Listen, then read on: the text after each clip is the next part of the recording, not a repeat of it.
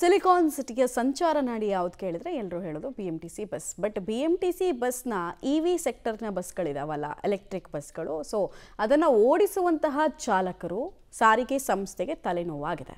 ಈ ಹಿನ್ನೆಲೆಯಲ್ಲಿ ಬೇಸತ್ತಂತಹ ರಾಮಲಿಂಗಾರೆಡ್ಡಿ ಅವರು ಕೇಂದ್ರಕ್ಕೆ ಪತ್ರ ಬರೆದಿದ್ದಾರಂತೆ. ಯಾವ ವಿಚಾರಕ್ಕೆ ಹಾಗಾದರೆ ಅವರಿಗೆ ಅಸಮಾಧಾನ ಕಾರಣ ಆಗಿದೆ, ಏನು ಪತ್ರದ ಉದ್ದೇಶ, ಡೀಟೇಲ್ಸ್ ಇದೆ, ತಿಳ್ಕೊಳ್ಳೋಣ. BMTCಗೆ ತಲೆ ನೋವಾಗಿರೋ EV ಬಸ್ ಚಾಲಕರು ಬೇಕಾಬಿಟ್ಟಿ ಚಾಲನೆ, ದಿಢೀರ್ ಪ್ರತಿಭಟನೆ, ಬೇಸತ್ತ ಸಂಸ್ಥೆ.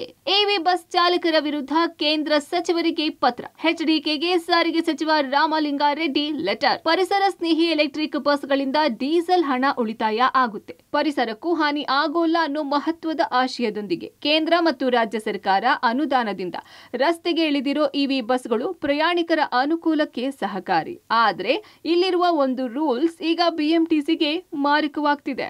EV ಬಸ್ ಒದಗಿಸೋ ಕಂಪನಿಯೇ ಚಾಲಕರನ್ನ ನೇಮಿಸಿ ಅವರೇ ಚಾಲಕರ ಜವಾಬ್ದಾರಿಯನ್ನ ಹೊರಬೇಕು. ಇದರಿಂದಾಗಿ EV ಬಸ್ ಚಾಲಕರು ಸಂಸ್ಥೆಯ ಅಧೀನಕ್ಕೆ ಒಳಪಡದೇ ಇರೋದ್ರಿಂದ EV ಬಸ್ ಚಾಲಕರ ಆಟಾಟೋಪಗಳಿಗೆ ಕೊನೆಯೇ ಇಲ್ಲದಂತಾಗಿದೆ. ಬೇಕಾಬಿಟ್ಟಿ ಚಾಲನೆ, ರ್ಯಾಶ್ ಡ್ರೈವಿಂಗ್ನಿಂದ ಅನೇಕರ ಪ್ರಾಣಕ್ಕೆ ಕುತ್ತು ತಂದಿದ್ದಾರೆ. ಟ್ರಾಫಿಕ್ ರೂಲ್ಸ್ ಫಾಲೋ ಮಾಡೋಲ್ಲ, ಅಪಘಾತ ಮಾಡೋದು, ಬಸ್ ನಿಲ್ದಾಣದಲ್ಲಿ ಬಸ್ ನಿಲ್ಲಿಸೋಲ್ಲ ಅನ್ನೋ ಅನೇಕ ದೂರುಗಳು EV ಬಸ್ ಚಾಲಕರ ಮೇಲೆ ಬಂದಿದೆ. ಈ ಬಗ್ಗೆ ಪಬ್ಲಿಕ್ ಟಿವಿ ಕೂಡ ನಿರಂತರವಾಗಿ ವರದಿ ಮಾಡಿದೆ. EV ಬಸ್ ಚಾಲಕರು ಏಕಾಏಕಿ ಯಾರಿಗೂ ಏನೂ ಹೇಳದೆ ದಿಢೀರಂತ ಬಸ್ಗಳನ್ನ ನಿಲ್ಲಿಸಿ ಪ್ರತಿಭಟನೆ ಮಾಡೋದು ಕೂಡ ಮಾಡ್ತಾನೆ ಬರ್ತಿದ್ದಾರೆ.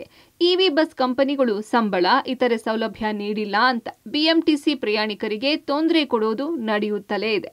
ಇದರಿಂದ BMTC ಬಗ್ಗೆ ಸಾರ್ವಜನಿಕ ವಲಯದಲ್ಲಿ ಚರ್ಚೆಗಳು ಆಗ್ತಿದೆ. ಸಾರಿಗೆ ಸಚಿವರಿಗೂ ಅನೇಕ ದೂರುಗಳು ಬಂದಿದೆ. ಇದಕ್ಕೆಲ್ಲ ಹೇಗಾದ್ರೂ ಮಾಡಿ ಕಡಿವಾಣ ಹಾಕಿ ಸಂಸ್ಥೆಗೆ ಇರೋ ಉತ್ತಮ ಹೆಸರನ್ನ ಉಳಿಸಿಕೊಳ್ಳಲು ಸಾರಿಗೆ ಸಚಿವ ರಾಮಲಿಂಗಾರೆಡ್ಡಿ ಕೇಂದ್ರ ಕೈಗಾರಿಕಾ ಸಚಿವ ಕುಮಾರಸ್ವಾಮಿಗೆ ಪತ್ರ ಬರೆದು EV ಬಸ್ ಚಾಲಕರಿಂದ ಸಂಸ್ಥೆಗೆ ಆಗ್ತಿರೋ ಸಮಸ್ಯೆಗಳನ್ನ ತಿಳಿಸಿ ಇದಕ್ಕೆ ಶಾಶ್ವತ ಪರಿಹಾರ ಮಾಡಿಕೊಡುವಂತೆ ಪತ್ರ ಬರೆಯಲು ಮುಂದಾಗಿದ್ದಾರೆ. ಈ ಬಗ್ಗೆ ಈಗಾಗಲೇ ಪತ್ರ ಸಿದ್ಧಪಡಿಸಿರೋ ರಾಮಲಿಂಗಾರೆಡ್ಡಿ ಇಂದು ಕೇಂದ್ರ ಸಚಿವರಿಗೆ ಪತ್ರವನ್ನು ಕಳಿಸಿಕೊಡಲಿದ್ದಾರೆ. EVದೇನೆ ಒಂದು ಲೆಟರ್ ರೆಡಿ ಮಾಡಿದ್ದೀನಿ ಇವರಿಗೆ, ಕುಮಾರಸ್ವಾಮಿ ಅವರಿಗೆ, ಅದನ್ನು ಕೊಟ್ಟು ಇದೆಲ್ಲ ಮಾತಾಡ್ತೀನಿ. EVದೇನೆ ಒಂದು ಲೆಟರ್ ರೆಡಿ ಮಾಡಿದ್ದೀನಿ ಇವರಿಗೆ, ಕುಮಾರಸ್ವಾಮಿ ಅವರಿಗೆ, ಅದನ್ನು ಕೊಟ್ಟು ಇದೆಲ್ಲ ಮಾತಾಡ್ತೀನಿ.